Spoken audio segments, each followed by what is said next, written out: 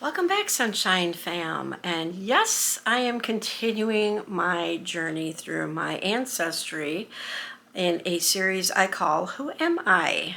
My name is Chloe. For those of you that are new, thank you for joining me today. Maybe these videos are inspiring you to do your own search in your own genealogy, in your own ancestors, to find out interesting facts about who you are and how your ancestors shaped your life, maybe. So today we continue with Germany. Obviously, I am very, very German, especially on my father's side. I definitely look German. So this is the Germany flag. So it's been a while since I've done one of these videos, so I had to go back and look and see where did I end up at. So I am going to start with another 2 times great-grandparents that I did not put in the last one because the way that I wrote these down in my notebook, these people were further back in my notebook than me continuing with that. And I think it's because I was doing my grandfather's side first and then doing my grandmother's side, and I kind of have it, I try to keep organized, but with this I think I just went like with my grandmother, my paternal grandmother, I would go like her father's side and go back that way, and then I would go to her mother's side and go back that way. I think that's how I did it. But today I want to share with you my 2 times great grandparents on my paternal grandmother's side. So this would be on her mother's side, I believe. Can you follow that logic? So my 2 times great grandparents were named Michael Sr., and he was born in 1826 and died in 1909. I don't know if the dates that I got from, I think, People Search were exactly correct because his birth date and death date were the same exact day. So that might be wrong. But he died at the age of 83. He was born in Bayern, Germany, and he died in Collegeville, Minnesota, which is just north of St. Cloud. His occupation, of course, was a farmer. A lot of farmers on the German side of the family. His wife's name was Anna Mutz Altman. His last name was Dullinger. And she was born in 1844 and died in 1926 at the age of 82. So I do have a picture of them. So this is Michael and Anna.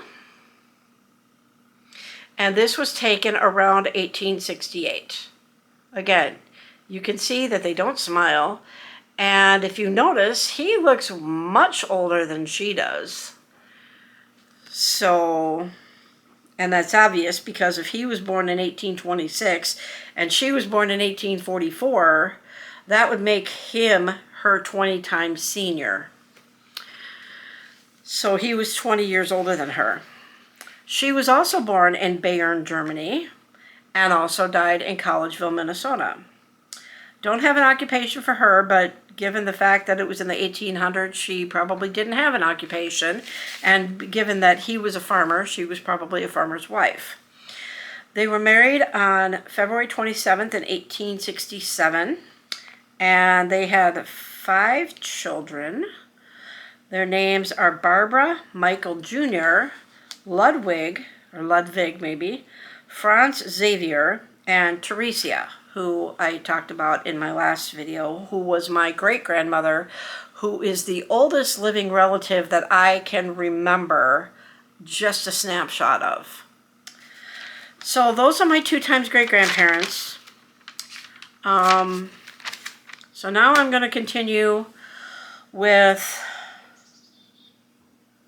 I don't know which, I think these guys were, hold on a second, give me a second here.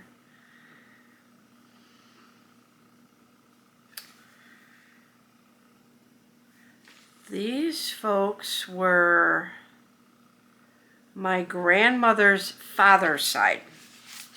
Takes me a bit to get to know what's going on here. Okay, so my 3 times great-grandparents, his name was Johann Frank, born in 1825 and died in 1891, so we're going really far back now. He was 64 when he passed away. He was born in Bavaria, Germany, and died in Bavaria, Germany. Doesn't have an occupation that I found.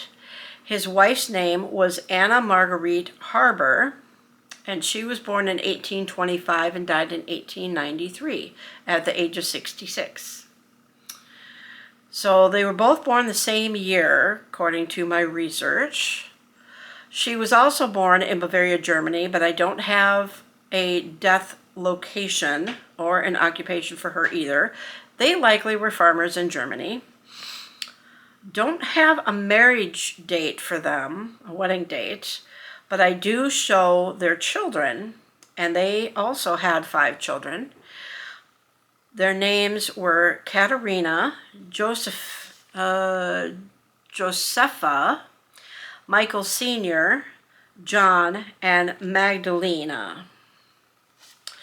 Now, at this point, I was starting to write down historical events. I don't remember if I did that on some of these other people that I put in my last video, but some historical events that happened in these folks' lifetime was in 1852, the Book of Mormon was published in German. 1864, Prussia and Austria versus Denmark War. 1860, young Wilhelm II dismisses Bismarck. I think that's what I wrote down, dismisses. 1914, World War I starts. And in 1918, World War I ended. So 4 years. And also in 1918, the Republic of Germany was proclaimed, later known as Weimar Republic. So very interesting facts. So now going back one more generation from them, we have my 4 times great-grandparents, which, if you remember in my last video, I believe it was my last video, where I said that on my grandfather's side, my dad claims that my dad's grandmother, which would have been my grandfather's mother, I guess, my dad swears up one side and down the other that she was a cook for Hitler, which when I looked it up, there was nobody with that name that was ever a cook for Hitler. And he was too poor as a child. Hitler was too poor as a child to have servants. So my dad's story is completely wrong. But the reason I tell you that is because my 4 times great-grandfather's name is Adolf Ebnet. He was born in 1795 in Germany. I don't have a death year or a death location, likely Germany. His wife's name was Agatha Arifer. I think that's what it is, Arifer. She was also born in 1795, according to what I found. Also born in Germany. No death date or death location, and no occupation for her either. No wedding date that I found, but they had 2 children, another Adolf and Johann, which was the one I just told you about. Their parents, all I have is a name and a birth year for them. So this would have been my 5 times great-grandparents. And their names were Adelbert Ebnet, born in 1772, and Abigail Reifert, born in 1776. So a year before this country was really colonized, actually, before it became the United States. So that's all the information I have about my 5 times great-grandparents. So, don't know if I told you about these folks. No, I don't think I did. Going a little bit further back, this is all on my paternal grandmother's side. So this is where the story gets a little bit interesting, because you have seen a town that was founded by my 3 times great-grandfather's brothers. So I think that would make them my 4 times great uncles. I think that's how it works. I get a little confused when you go outside the family a little bit. Uncles, cousins, all that stuff, 1 time, 2 times removed. So my 3 times great-grandparents' names. His name was Adam Keppers, born in 1808 and died in 1883 at the age of 74. He was also born in Prussia, Germany, which I think if I looked it up, that's on the east coast of Germany. And he died in Avon, Minnesota. Now, for those of you that have been following me, and if you haven't been, you can go to my playlist of Adventures with Chloe and go to the one where I listed it as Avon, Minnesota. And there's a lake up there called Keppers Lake. Avon is north of St. Cloud, northwest of St. Cloud, not too far out of St. Cloud. And Adam's brothers founded the town of Avon. Now, the interesting facts about the name of Avon is it was named after a town in England, I believe. Don't know if I have that information on here or not. I don't think I do. So Adam's story is really confusing. It shows his occupation as a farmer. Now, Adam was born. I was going to say he was born twice. He was married twice. So his first wife, who has no relation to me, was Gertrude Dingles, and she was born in 1803 and died in 1852. She was also born in Prussia, Germany, and died in Allen, Indiana. So this is where I was sort of starting to piece together the story of Adam. So I don't think it says in here when they came over from Germany. It does not. But the way I was piecing this together is Adam and his wife came over. Maybe I did have it, but I don't have it written down here. So they came over to America, I believe in either 1851 or 1852. Must have been 1852. Because, as I said, Gertrude was born in Prussia, Germany, and died in Allen, Indiana. So what I think happened is maybe Adam's parents sponsored him to come to America. How these people found central Minnesota as their final place to live, final residence, have no clue. Because remember, this is back in the early 1800s. And so I believe what happened was they came to America from Germany in 1852 or 1851, somewhere around there. And they were probably on their way from New York to Minnesota, and they got as far as Indiana, and that's where Gertrude died. I don't know what she died of. I don't have that kind of information. Her occupation listed her as a housekeeper. So they were in Indiana. They got married in 1834. So they got married in Germany, and then they came to America 20 years later. And that's when Gertrude passed away. Well, it appears that Adam stayed in Indiana for a period of time, because I don't have a month and a day that he married his second wife, who would have been my 3 times great-grandmother, because he had a lot of kids between both wives. So his second wife was named Nothburga Nutkarka Spitznagel. What a name, huh? And she was born in 1822 and died in 1876. She was born in Baden-Württemberg, Germany, and she died in St. Joseph, Minnesota. Now, somewhere along the lines, I couldn't find it again, but I think this is the information that I got from the library, or even the day that I came back from the library and was looking these people up. Somehow it said that she may have been adopted. That I'm unsure of. So anybody before her likely would not be her birth parents, if this information is correct about her being adopted. So she got married to Adam in 1853, so not even a year, maybe not even a year after Gertrude passed away, because she passed away in 1852, and then he married Nothburga in 1853 in Allen, Indiana. So then they came to Minnesota. So he finished his trip to Minnesota with Nothburga, his second wife. See, it gets very, very confusing the further back you go, but this is an interesting story, I think.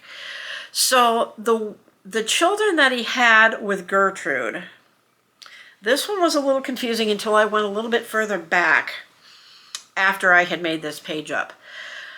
Apparently, people back then, when they had children and the children either died in utero or as infants, and they went on to have another child of the same gender, they would name that child the same name as the child that died. Does that make sense? So what I found is they had, Adam and Gertrude had two children by the name of Nicholas Simplicius, because I have 2 times with a question mark. So I'm guessing the first Nicholas passed away as either in utero or as a baby, and then she had another son and she named him the same name. That's what I'm guessing. And then Johann, Theodore, Lucy, and Anna Katharina. But none of these children are related to me, because that was from his first wife. His second wife was the one that had the child that was related to me, and that was Margaretha. And then she also had Peter, Mary, Anna, and Joseph. So between the 2 wives, he had 9 children. Now, world events that happened during his marriage to Nothburga, or actually maybe just in his and her lives. Well, it would have been in Gertrude's life too, I think.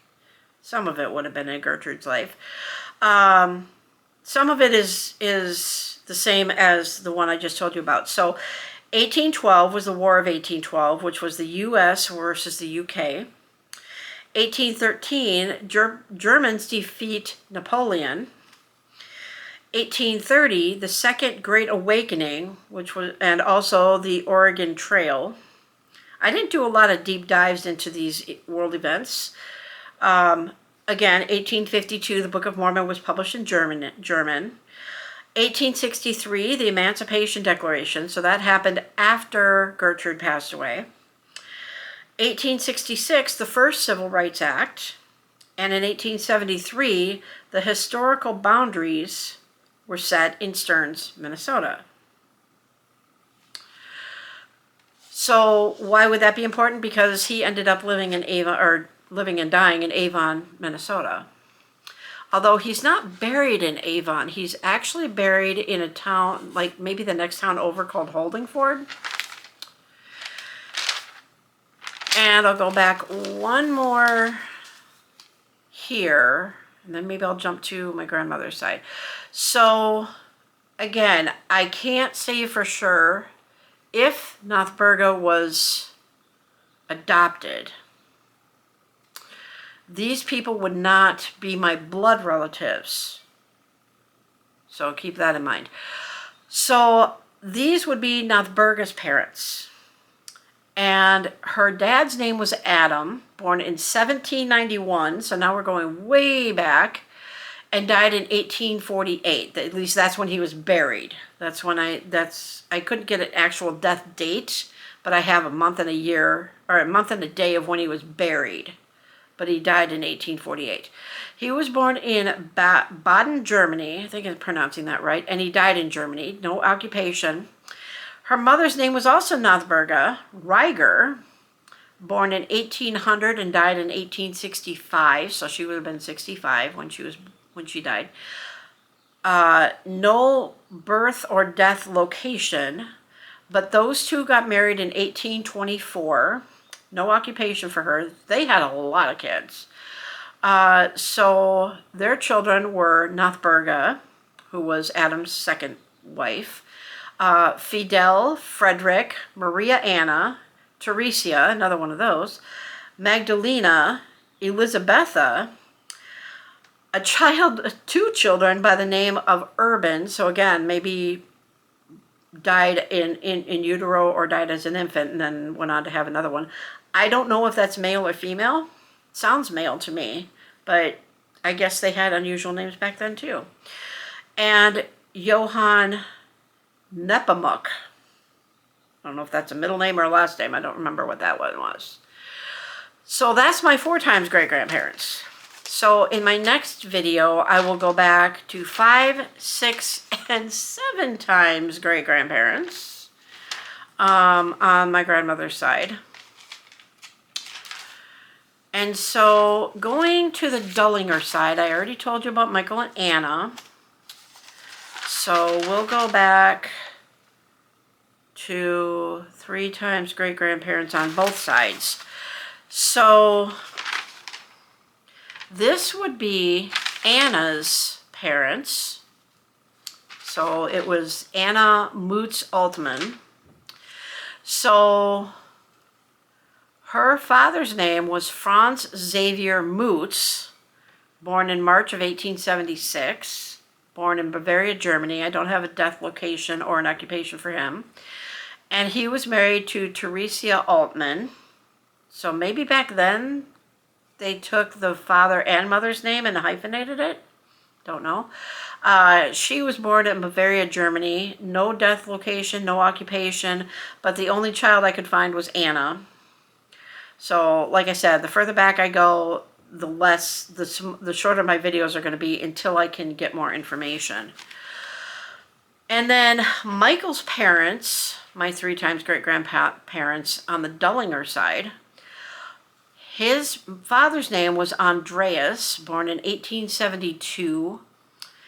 And for some reason, I had 1854, I crossed that out, and then I wrote 1854 again and crossed that out. So I'm thinking 1854 was when he died, possibly. And he was born in Bavaria, Bern, Germany.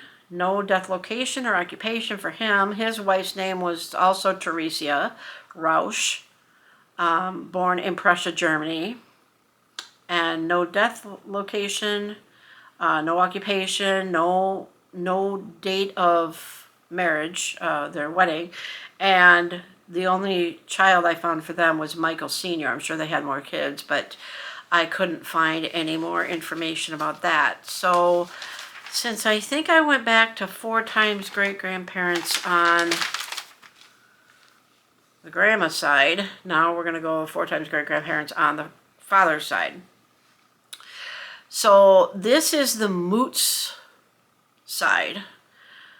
So these are my 4 times great-grandparents on my grandmother's mother's side, I think. I don't have the children written down on here, but I believe this would have been Anna's. No. This is Moots. So this would have been Franz's parents. This is getting really confusing for me too, guys. Sorry. So Franz Xavier Moots, his parents were Francis Xavier. That's the only information I have about him. And the only information I have about her is her name was M. Magdalene Lineker. Don't have any other information. Birth year, death year, locations, occupations, where they were married, or children, except for Franz. So I have one more generation to go back. Maybe I'll just do that in this one. I have a few more generations to go. Maybe I'll do that on the next one. I have a few more generations to go back on my father's side. I might try to do a little bit more information to see if I can get more information about them. So my next video will be starting with my 5 times great-grandparents, which would have been Keppers, I believe. Excuse me. Because the child's name was Adam, so I'm guessing that would have been, yeah, that would have been, so my 3 times great-grandfather, Adam Keppers, his brothers were the ones that founded Avon. His father's, so he was Adam Jr., and his father would have been Adam Sr. So then his father will be in the next video. So I'm going to leave this notebook open. So then I'll go to 5, 6, and 7 times great-grandparents there. And then that would be on the father's side. And then on the mother's side, I start with 4 times great-grandparents. And I can go back 5 times great-grandparents, but all I have is a last name and what country they were born in. And then wait a minute. Sorry, give me a second, guys. That's that one. Is that the same one?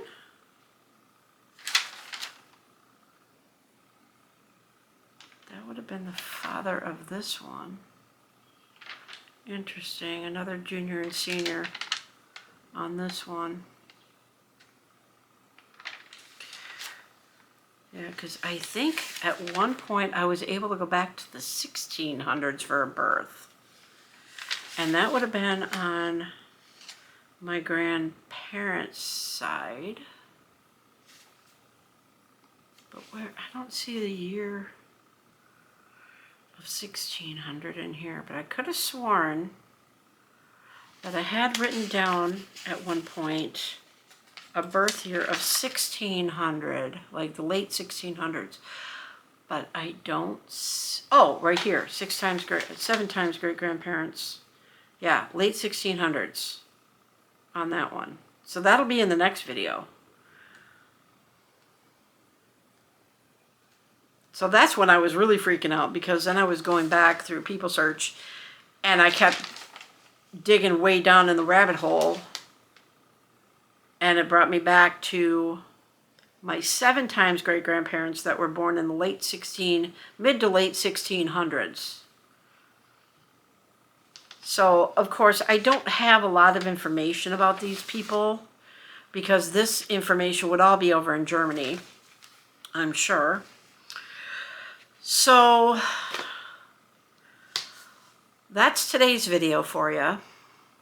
So I dug quite a ways back. I think I went back to the 1700s, didn't I? Or maybe 18, no, Adam was born in 1791. Spitznagel, what a name. What a name, Spitznagel. Who knew I would have been related to somebody with the last name of Spitznagel.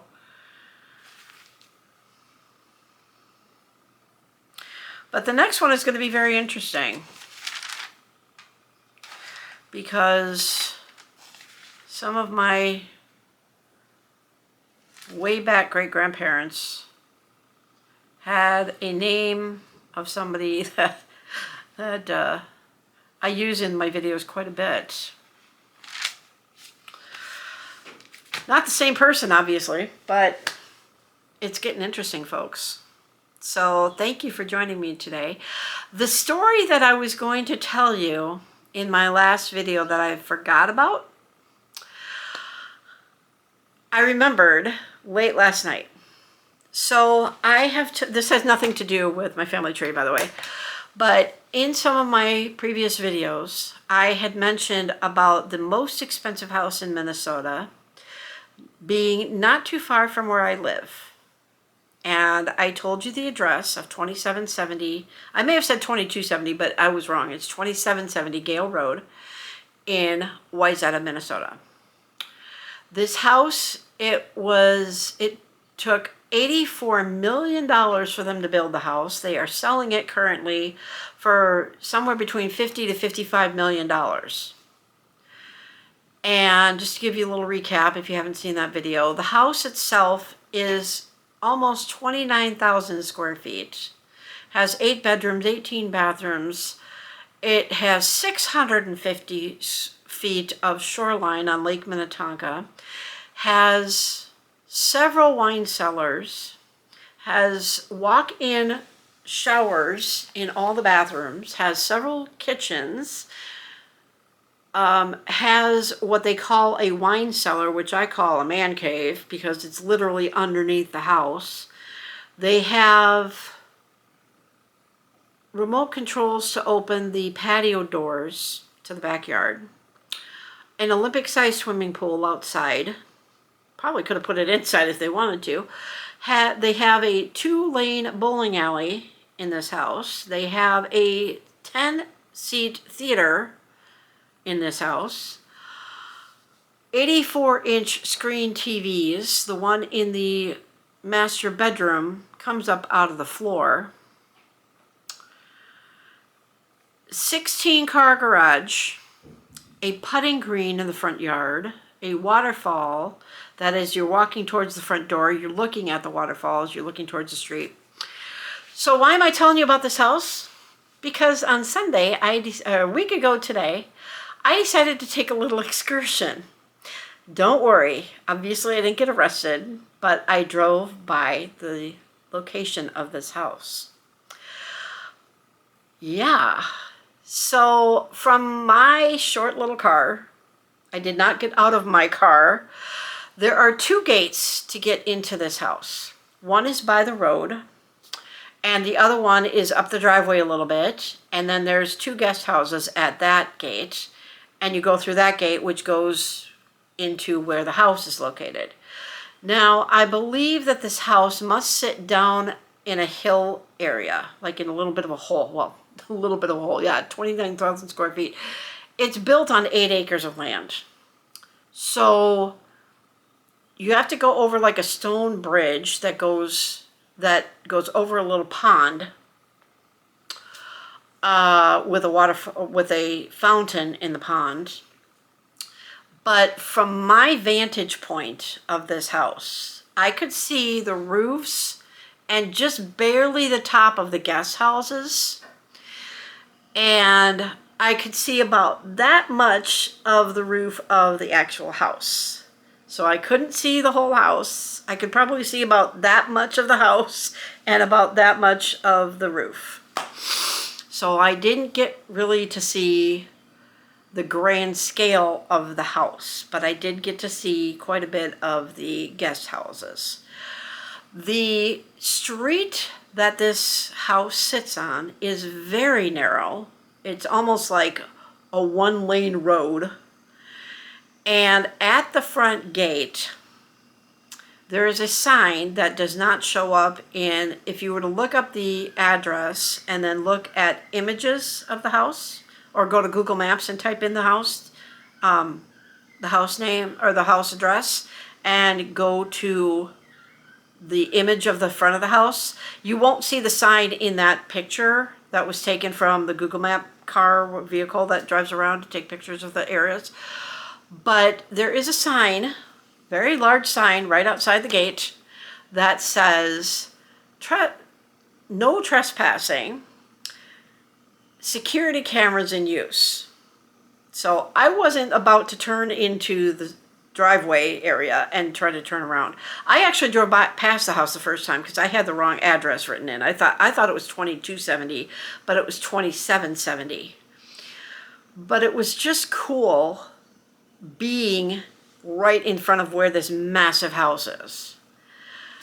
Now, I don't know if going into Wayzata, you could rent a boat to see the house from the lakeside.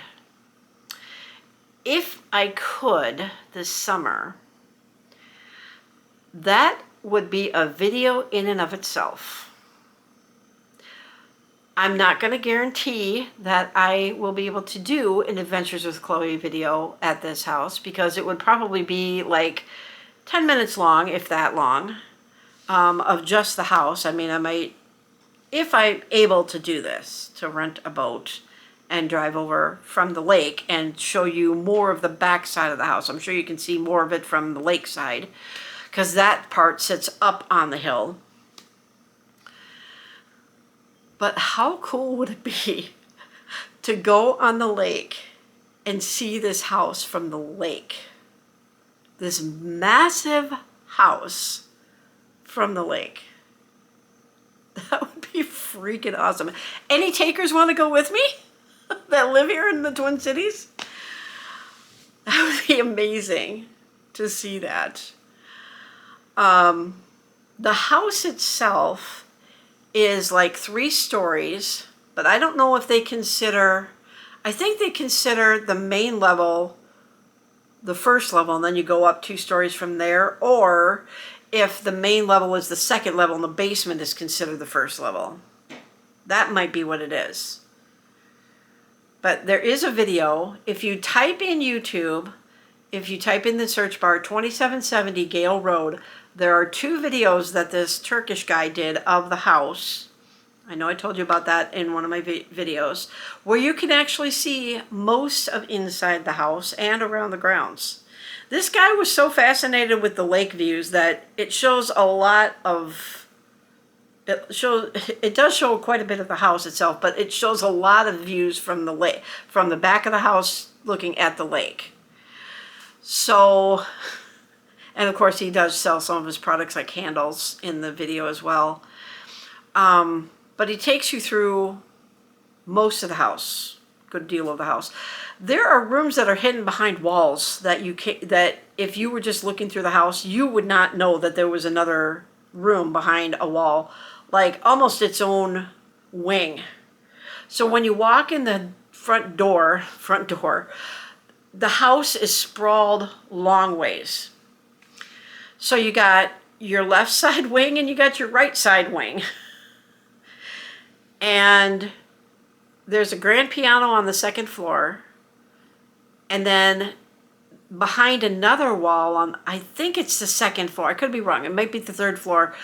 And there's another wall that you open up and it goes up into the roof where you've got like this garden area almost, like a patio on your roof that you can look all angles. And you wouldn't want to go up there in the winter, that's for sure. But you should really check out that video. It is just amazing. They made it, what was it, last couple years ago? Because the house was recently built. I think it was built in 2024. Let me take a look here. Let me see when this house was built.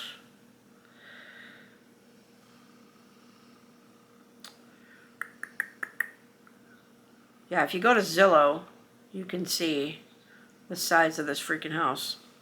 It's got 65 pictures of this house. It was built in 2024. There's an estimated monthly mortgage payment on it of $313,789. Any takers for that? 8 bedrooms, 18 bathrooms, 28,990 square feet. That's just a portion of the house. That's like 1/4 the size of the house. Yeah. Let's see if it shows. Okay, so this gives you more of a scale. There's this massive flagpole in the back. This was taken in the winter. But let that focus in a little bit. That's the house from the back. Obviously taken from the air. Look at how massive that house is.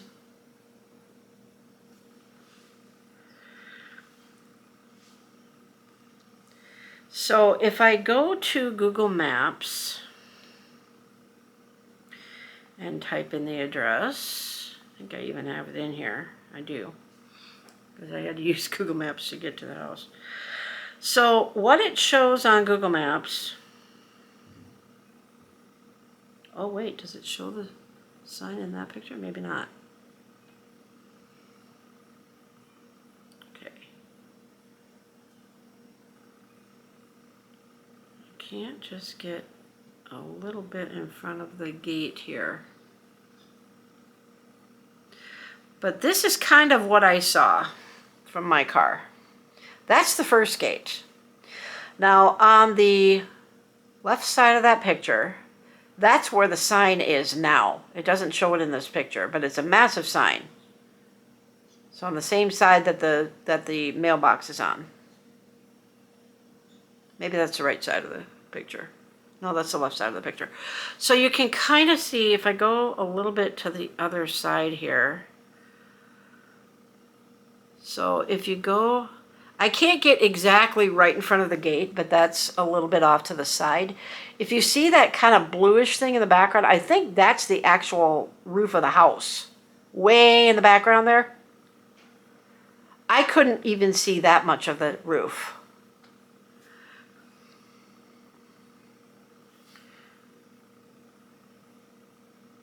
I'm pretty sure that's part of the house. But if I kind of zoom in a little bit. Oh no, maybe that's the guest house. No, that's the actual house. Okay, so if I zoom in a little bit. Okay, so the two windows that you can kind of see over the brick wall there, that's the actual house. And if you look kind of through the trees to the left side, through that pine tree, you can kind of see another little house there. That's the guest house. That's where the second gate is at. So you can kind of see that the house is, and like the two windows in the brick, and then the windows that you see in the middle, I think that's the front door. So in the middle there, between the two trees, those windows there, I think that's where the front door is. Like right above where the pillar is for the first gate that's closest to you. I think that's the front door of the house. And then beyond that is the lake. But you can't see the lake from here. I think that's the house.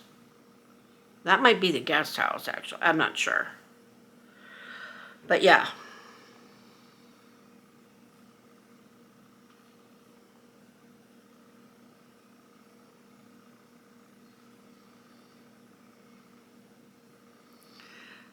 Yeah, so in this picture, I kind of zoomed in a little bit. So in this picture where you can kind of see the roof in the background there, that's one of the guest houses. And then the house is beyond that. That's what I could see. Only not that much, well, maybe about that much of the guest house is what I could see.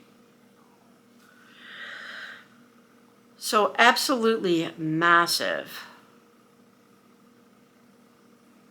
But if we go back to,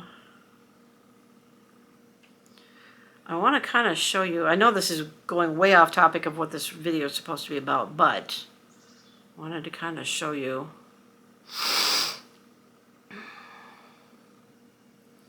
the whole landscape of this house.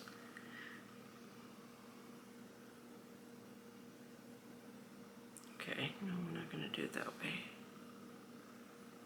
Okay. Oh. Okay. I don't know if it's going to go beyond that, but okay. So here's two pictures. The top picture shows more of what the house looks like. The bottom picture shows it with the guest houses and then the house in the background. That's freaking massive.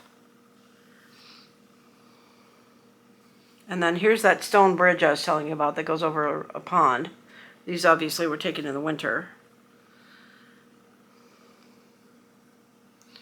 But this is the first room you walk into. Those doors back there are remote control. And like, look at the chandelier in that picture. Holy crap. Can you imagine trying to clean that house? Insane. So I'm not going to show you all the pictures. I'll let you guys go ahead and look at those pictures. That was from Google. So if you type in the address in Google and then go to Zillow, look at all those pictures. They have a bunk room that has 8 bedrooms or 8 bunks in there. That's not a bunk room. That is a barracks. Can you imagine the parties your kids could have in there? So yeah, I went to look at that house and it was pretty amazing just to be on the street in front of it. Just an amazing feeling, just being in front of this massively most expensive house in Minnesota. Not just the Twin Cities, but in Minnesota. So anyway, it went from my family to talking about the most expensive house in Minnesota that I will never get a chance to step foot in. But maybe I'll get a chance to see it from the lake. I don't know. That'd be cool. No, I don't own a boat. Don't think that just because we have 11,000 plus lakes in Minnesota that everybody owns a boat. That's not true. So if that's what you're hearing, not true. So thank you for joining me today for another Who Am I video. Going a little bit off topic at the end here, but join me on the next one where I go into my 5, 6, and 7 times great-grandparents. And then we'll get into my mother's side of the family, which is more of the more of all of this. So when I talk about a certain family member and where they're from, I'll hold up the proper flag, whether it be England, Ireland, or France.